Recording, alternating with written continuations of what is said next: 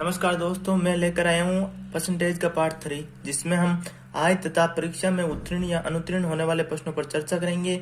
यदि आपने अब तक हमारे चैनल को सब्सक्राइब नहीं किया है तो प्लीज़ सब्सक्राइब कीजिएगा। तो अब हम चलते हैं अपने टॉपिक की ओर। तो हमारा पहला प्रश्न है कि राम की आय श्याम की आय से 25% अधिक है, तो श्याम की आय राम की आय से कितना प्रतिशत कम है। यानी जो श्याम की आय है उससे राम की आय 25% अधिक है, तो श्याम की आय राम की आय से कितना प्रतिशत है। तो पहले हम इसको बेसिक से सोल्व कर लेते हैं। इसका बेसिक क्या होगा, तो देखो इसका बेसिक क्या होगा कि हम मान लेते हैं कि माना श्याम की आय है वो कितनी है 100। इसने बोले क्या है कि राम की आय श्याम की आय से 25% दी, तो श्याम की आय हमने कितनी मान ली 100, तो राम की आय कितनी हो जाएगी, राम की आय कितना अधिक है 25%, तो यानी इसकी हो जाएगी 125। अब दोनों का अंतर कितना हो जाएगा, दोनों का अंतर 25। हम अंतर क्यों निकाले, पूछा है कितना प्रतिशत कम है, श्याम की आय राम की आय से कितना प्रतिशत कम है, तो अंतर। तो हमारे जो आंसर आएंगे प्रतिशत में कि कितना कम है वो ऊपर लिखेंगे हम अंतर। अगर आपको कम पूछा है तो अंतर, और नीचे क्या पूछा है कि श्याम की आय राम की आय से, यानी राम की आय से, तो राम की आय कितनी 125 गुना प्रतिशत में पूछा है तो 100। 25 पाने 125, 25 दुआ 5 दुआ 10, यानी कितना हो जाएगा 20%। ये तो होगा मैं हमारे बेसिक से, यानी बी इसका आंसर। अब ट्रिक क्या है, ट्रिक है हमें कम या अधिक पूछे, ठीक है, अधिक पूछे तो ऊपर तो क्या आएगा, जो हमें प्रतिशत दे रखा है, यानी 25%, इस क्वेश्चन में 25% दे रहा है, तो ऊपर तो आएगा प्रतिशत बट्टा 100 प्लस या माइनस, यहां पर आएगा प्रतिशत जो ऊपर लिखा है, सॉरी गाइस, प्रतिशत गुणा 100। तो प्रतिशत जो हमें, अगर आपको पूछे कि कितना प्रतिशत कम है या अधिक है, यहाँ पर लिखा है 25% अधिक है तो यहाँ पर प्लस आएगा, और यहाँ पर लिख दे 25% कम है तो यहाँ पर माइनस आएगा। तो प्रतिशत कितना है 25, और 100 25% अधिक है तो 25 हम इसमें ऐड कर देंगे, गुणा 100 इक्वल टू 25/125 गुणा 100, वही हमारा आंसर आ जाएगा 20। यानी जो हमारे बेसिक से आया था वही हमारे किससे आ गया, ट्रिक से। तो अब चलते हैं हम नेक्स्ट क्वेश्चन की ओर। तो देखो हमारा नेक्स्ट क्वेश्चन है कि यदि किसी परीक्षा में प्रियंका के अंक वैशाली के अंकों से 20% कम है, तो वैशाली के अंक प्रियंका के अंकों से कितना प्रतिशत अधिक है, और कम कितने हैं, वैशाली के अंकों से 20% कम है। तो बेसिक से तो मैंने आपको बता दिया, हम लगाते हैं सीधी ट्रिक। ट्रिक हमारी क्या थी कि जो हमें निकालना है कम या अधिक बराबर प्रतिशत बट्टा 100 प्लस माइनस प्रतिशत गुणा 100।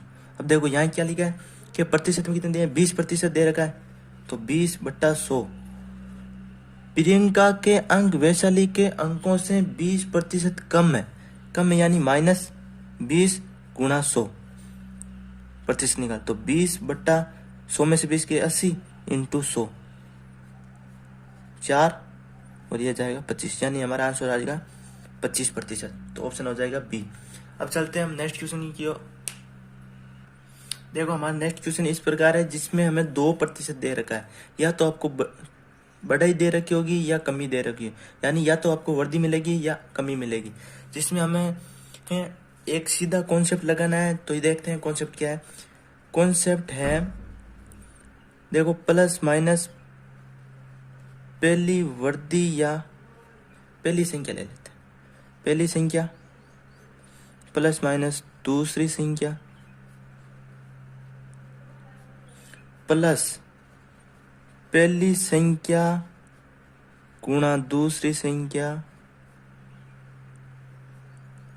बट्टा 100। प्लस माइनस इसके साथ भी है और प्लस माइनस इसके साथ भी। तो देखो अब क्या है, हमें पहली संख्या दे रखी है, जैसे देखो पहली संख्या में दे रखी है मैं कि बढ़ाई की यानी वृद्धि की गई तो आपको प्लस लेना है, दूसरी संख्या में बोल रहा है कमी की गई तो आपको माइनस लेना है। आपको जहाँ वृद्धि बोले वहाँ प्लस और जहाँ कमी बोले वहाँ माइनस। तो संख्या जो भी हो आपको साइन के साथ लेनी है। तो देखते हैं ये क्वेश्चन क्या है। अगर आपको वीडियो पसंद आए तो लाइक कीजिएगा। देखो, किसी वस्तु की कीमत पहले 20% बढ़ाई जाती, यानी 20% बढ़ाई गई तो 20% बढ़ाई गई प्लस के साथ आएगी, तथा बाद बिक्री में गिरावट के कारण इसकी कीमत 25% घटा दी जाती, यानी घटा दी जाती या कमी हो जाती है, तो माइनस का 25 बीच में आ गया पॉजिटिव साइन। तो वस्तु तो घटा दी जाती है, तो पहली संख्या हमारे पास क्या हुई थी, वृद्धि हुई थी, तो इसको लेंगे प्लस का 20 गुणा, और तथा बाद में दूसरे में क्या होती 25% की कमी, तो इसकी आएगी माइनस का 25/100। तो 20 में से 25 गए -5, प्लस प्लस और माइनस क्या हो जाएगा, माइनस 25 तो 50, यानी 500/100, 2 जीरो से 2 जीरो, यानी -5 यानी 10% माइनस के साथ आया। माइनस के साथ आया, इसका मतलब क्या है कि 10% की क्या हुई, हमें कमी हुई है, तो हमारा आंसर क्या हो जाएगा, सी। अब चलते हैं नेक्स्ट क्वेश्चन की ओर। देखो, हमारा नेक्स्ट क्वेश्चन है कि एक गाड़ियों के शोरूम में गाड़ी की कीमत 15% बढ़ाई जाती है, तथा बाद में गाड़ियों की अधिक मांग के कारण इसकी कीमत में 5% की वृद्धि की जाती है। वस्तु का अंतिम मूल्य क्या। हमें जो पिछले क्वेश्चन में पूछा था वो एक में तो वृद्धि पूछी थी, वृद्धि दे रखी थी, और दूसरी भी हमें क्या देख रखी थी, कमी। जबकि इस क्वेश्चन में क्या है, दोनों तरफ क्या दे रखी है, यानी वृद्धि दे रखी है या बढ़ाई दे रखी है। तो हमारा जो अंतिम मूल्य है उसका जो फॉर्मूला वो क्या हो जाएगा, 15% की बढ़ाई जाती है, यानी प्लस का 15 प्लस 5% की वृद्धि की जाती है, तो प्लस के साथ आएगा प्लस 15 गुणा 5 प्रारंभिक संख्या गुणा अंतिम संख्या बटा 100। तो 15 प्लस 5 कितना हो जाएगा, 20, प्लस 15 को अब 5 से मल्टीप्लिकेशन करेंगे तो कितना हो जाएगा, 75/100, 25 × 75 और 25 × 100, यानी हमारा आंसर आएगा 20/3/4, या आप इसको ऐसे लिख सकते हो 83/4। तो हमारा आंसर आ जाएगा बी। अब चलते हैं हम नेक्स्ट क्वेश्चन की ओर। नेक्स्ट क्वेश्चन है कि एक परीक्षा में किसी विद्यार्थी ने 20 अंक प्राप्त किए तथा वे 5 अंकों से अनुत्तीर्ण हो जाता है, तथा अन्य विद्यार्थी ने 30% अंक प्राप्त किए तथा वे उत्तीर्ण होने के लिए न्यूनतम अंक से 20 अंक अधिक प्राप्त करता है, तो परीक्षा का कुल पूर्णांक कितना है।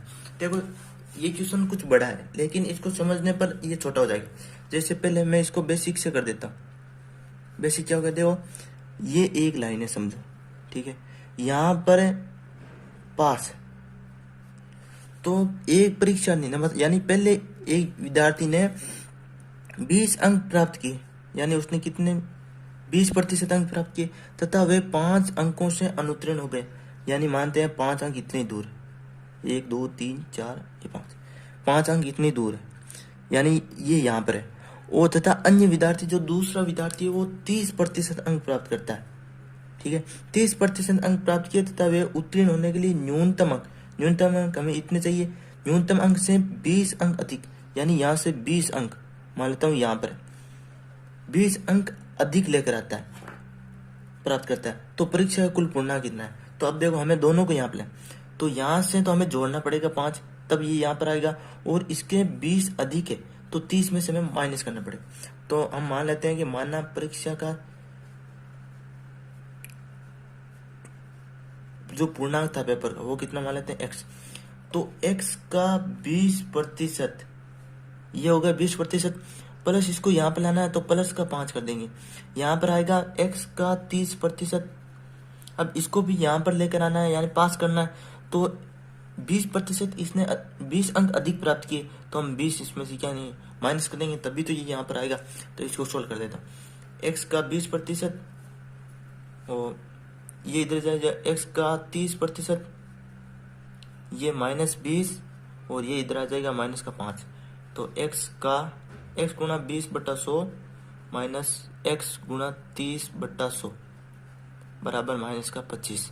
अब देखो, x/100 कॉमन ले लेता हूँ, या 0 से 0 और ये हो जाएगा x/10 बार ले लेता हूँ, तो हो जाएगा 2 - 3 बराबर माइनस का 25। 2 - 3 माइनस आएगा 1, तो माइनस का x/10 बराबर माइनस का 25 है, तो माइनस का 25 ये यहाँ से यहाँ। अब इस x को 10 को उधर ले जाऊं तो x बराबर 250। तो हमारा जो पूर्णांक था, x की वैल्यू हमारा पूर्णांक है, x का 20%, यानी जो पूर्णांक है वो 250 अंक का था, तो हमारा ऑप्शन आएगा डी। अब हम इसे जब ट्रिक से करेंगे तो हमारा आंसर क्या है। ट्रिक से क्या हो जाएगा, ट्रिक हमारी है कि जो पूर्णांक है पेपर का बराबर 100 गुणा, यहाँ पर आएगा अंकों का योग बटा अंक कौन से हो गए, जैसे जिसने 5 अंकों से अनुत्तीर्ण हो जाता है तथा 20 अंक अधिक लेकर आता है वो है अंकों का योग। यहाँ पर आएगा दूसरा प्रतिशत जो पास वाला है वो माइनस पहला प्रतिशत। देखो 100 गुणा अंकों का योग, अंक कितने 5 अंकों से अनुत्तीर्ण हो जाता है और 20 अंक अधिक प्राप्त होता है, तो 5 + 20 कितने होंगे 25 बट्टा दूसरा प्रतिशत कितना है जिससे वो पास हुआ था 30%, तो 30 माइनस पहला कितना है 20%, 20 बराबर आंसर हो जाएंगे 100 गुणा 25 बट्टा 10, 0 से 0, ये हमारा आंसर हो गया 250। जो हमारे बेसिक से आया था वही हमारा है, तो हमारा आंसर हो जाएगा डी। अब चलते हैं हम नेक्स्ट क्वेश्चन की ओर। देखो हमारा नेक्स्ट क्वेश्चन इस प्रकार है। हाँ, अगर आपको ट्रिक और वीडियो अच्छा लगे तो प्लीज लाइक कीजिएगा। तो पहले हमारा क्वेश्चन क्या है कि सीता ने किसी परीक्षा में 180 अंक प्राप्त किए और वे 30 अंक से फेल हो गई। यदि परीक्षा का उत्तीर्णांक 30% हो, उत्तीर्णांक को मतलब क्या होता है कि पास, उत्तीर्ण होने के लिए कितने चाहिए, वो होता है उत्तीर्णांक।